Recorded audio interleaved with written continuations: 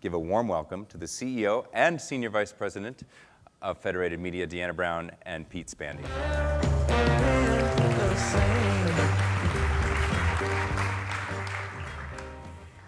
Yes, it feels a bit strange to be presenting Federated Media to the folks in the room. We consider you family and friends, but I thought what we would do is I'd just warm up for Pete, and Pete will warm up for will.i.am, and we'll make it quite a festivity prior to lunch. I just want to recap quickly what our philosophy around conversational marketing. We thought that might be worth a few minutes of your time, and then I'm going to let Pete tell you a little bit more about some of the products and services and things that we're most excited about in the coming year. So obviously, marketing has changed. This is not a surprise to anyone. I think the thing that resonates most with most of you is this notion that the idea of consumer advocacy is something that's really important to you and something that is valuable in the marketing equation. And we've heard it a couple of times this morning on stage from some of our other guests. I think the other thing that resonates most with people I talk to in the marketplace is this notion that if you talk to people the way you advertise, they'd punch you in the face, or more directly, they'd probably ignore you. And so the idea of conversational marketing and having a conversation with a consumer is challenging, to say the least, but it's also something that we practice and we practice and we practice. So today I'll give you a couple of anecdotal thoughts we have and lessons we've learned, or everything you needed to know you could probably have learned as a kid. So quickly I'll run through those. We should know how to do this. We're communicators by nature. We're in the media business.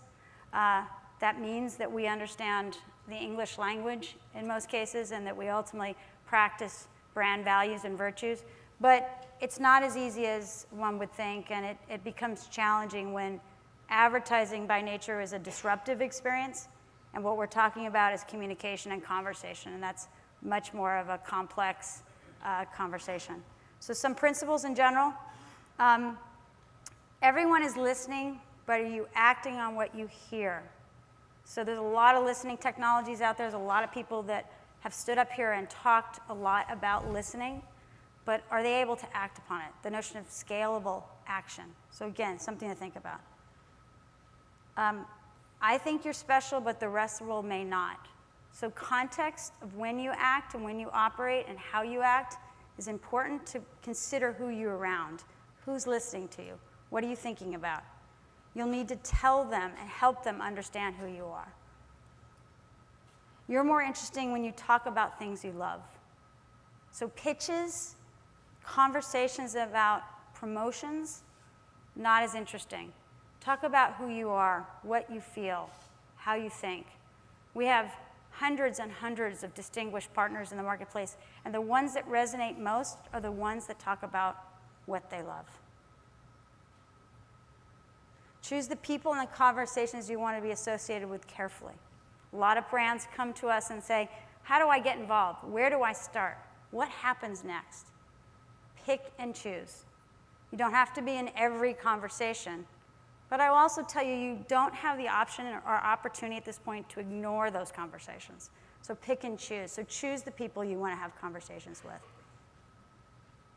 So I'm going to pass it over to Pete, who's going to walk you through some of the other programs and products and some of the more tangible items. And then it's will.i.am, I promise. And I've told my daughter that I'm opening for will.i.am, so there's a 5th grade class in Centerport, Long Island that's really thinking I'm cool right now.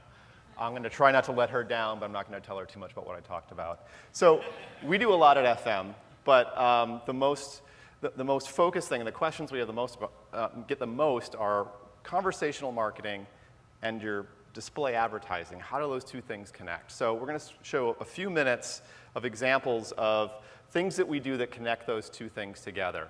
The rules that Deanna gave, or the guidelines that Deanna gave, are things that along the way our parents, our mentors, maybe you bought books on Amazon about how to be a good conversationalist. We know how to carry on a conversation. Marketers train the conversation out of our messaging for the sake of scale. So how do you bring that marketing back in and inject that into a scalable advertising plan? Well, this is what we've been focused on for 6 years. We're 6 years old, and over that time, we've had millions upon millions of pieces of content published by our partners. And we've been looking at every piece of content, observing how people share that content, what's being discussed, and the conversations that take place that are inspired by that content.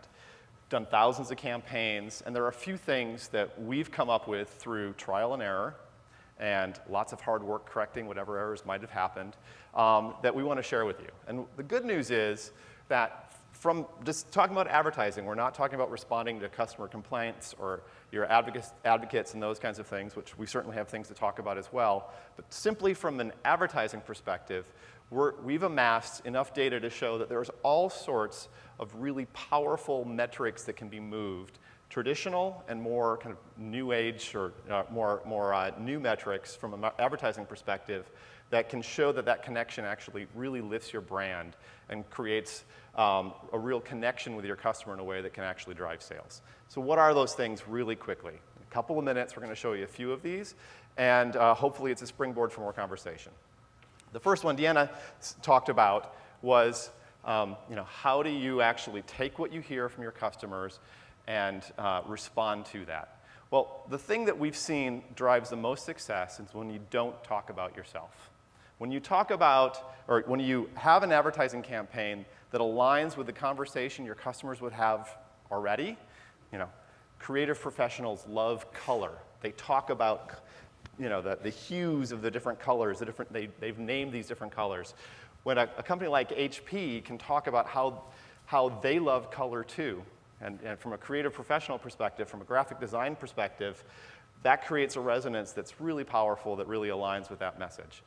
Those kinds of things can become really powerful. But once you've identified those conversations and highlighted content, use your ad units to look and act much more like a related content box on a website rather than have this whole ad be overly kind of driven by flash graphics and these kinds of things.